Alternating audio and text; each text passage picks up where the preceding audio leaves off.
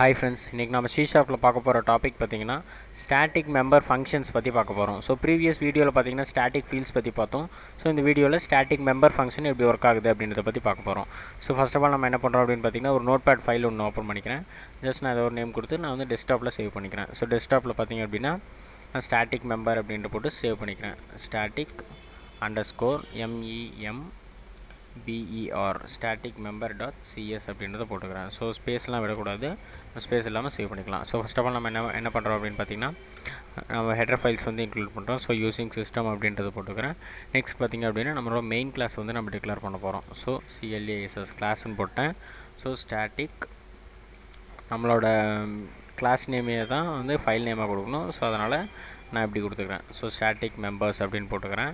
So member அப்படின்றத போட்டுக்கிறேன். Next பார்த்திங்க அப்படின்னா பப்ளிக் ஸ்டாட்டிக் வாய்ட் மெயின் போட்டுக்கிறேன். Public STATIC static void MAIN void main அப்படின்றத போட்டுக்கிறோம். ஸோ நெக்ஸ்ட் பார்த்திங்க அப்படின்னா நம்ம ஸ்டாட்டிக் மெம்பர்ஸ் பார்த்திங்க அப்படின்னா நம்ம இன்னொரு கிளாஸில் டிக்ளேர் பண்ணிக்கலாம்.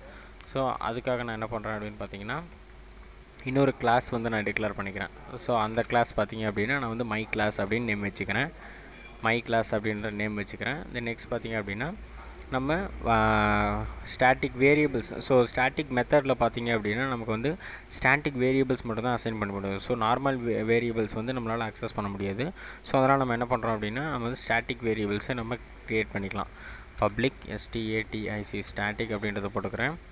INT எக்ஸ் ஜஸ்ட் நான் ஒரு வேல்யூஸை வந்து பிரிண்ட் பண்ண போகிறேன். ஸோ அதுக்காக நான் என்ன பண்ணுறேன்னா x = 50 அப்படின்றத கொடுத்துக்கிறேன். ஸோ நெக்ஸ்ட் பார்த்திங்க அப்படின்னா சேம் இதே வந்து நான் இன்னொரு வேல்யூ வந்து டிக்ளேர் பண்ணி அசைன் பண்ணிக்கிறேன். ஸோ int y = 50 அப்படின்றத கொடுத்துக்கிறேன்.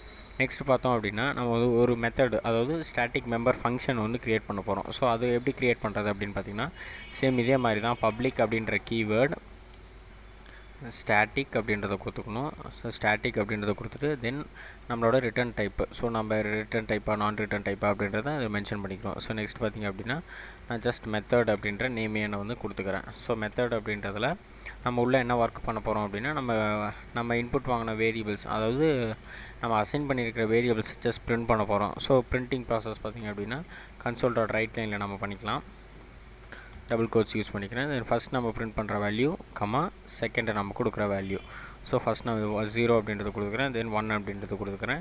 தென் இதை அக்சஸ் பண்ணுறதுக்கு பார்த்திங்க அப்படின்னா டைரெக்டாகவே நம்ம அக்சஸ் பண்ணிக்கலாம். X, Y அப்படின்றத நான் போட்டு கொடுத்துக்கலாம். ஓகேங்களா.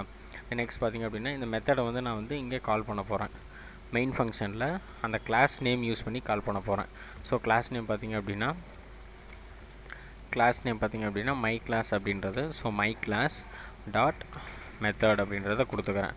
ஸோ இதில் பார்த்திங்க அப்படின்னா C++ல் நம்ம ஆப்ஜெக்ட்ஸ் யூஸ் பண்ணி மெத்தடை கால் பண்ணுற மாதிரி இதில் பண்ண முடியாது.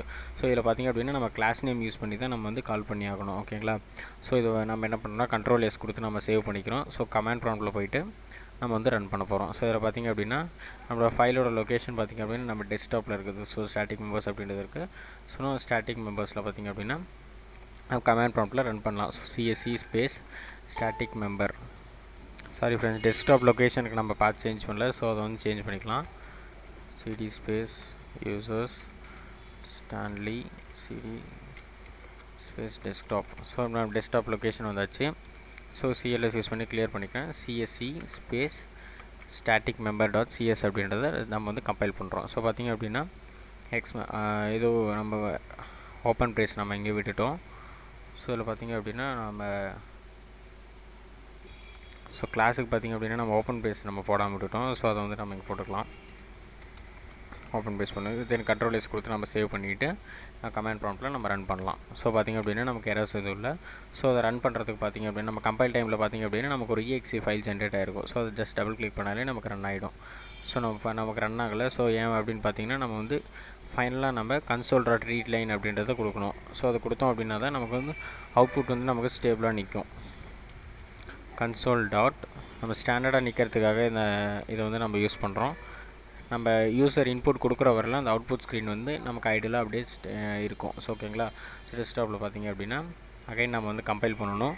ஸோ கம்பைல் பண்ணிட்டோம். நமக்கு invalid constructor interface member declaration வருது. ஸோ என்ன எரர் நம்ம பார்த்திங்கன்னா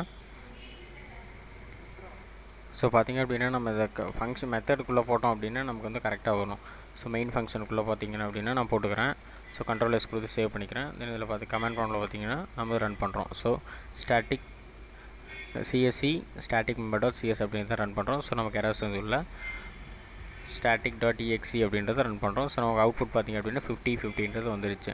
ஸோ இந்த மாதிரி நம்ம வந்து ஸ்டாட்டிக் மெத்தட் ஃபங்க்ஷனை நம்ம வந்து யூஸ் பண்ணிக்கலாம். இங்கே பார்த்திங்க அப்படின்னா நம்ம எக்ஸோட வேல்யூ 50 கொடுத்துருக்கோம், ஒய்யோட வேல்யூ 50 கொடுத்துருக்கோம். சப்போஸ் நம்ம ஒய்யோட வேல்யூ நான் 70 அப்படின்றத மாற்றுறேன்.